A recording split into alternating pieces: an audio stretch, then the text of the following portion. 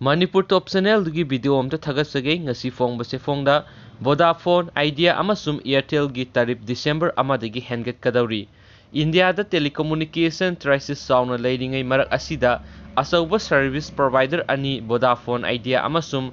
Airtel na makhogi tarif adu December amadagi hengatlagani haina fongdokhre. Service provider ani asina makhogi telecom puwari da khwaidagi sauna sel puthaba adu handaki matang asina oiri hairi.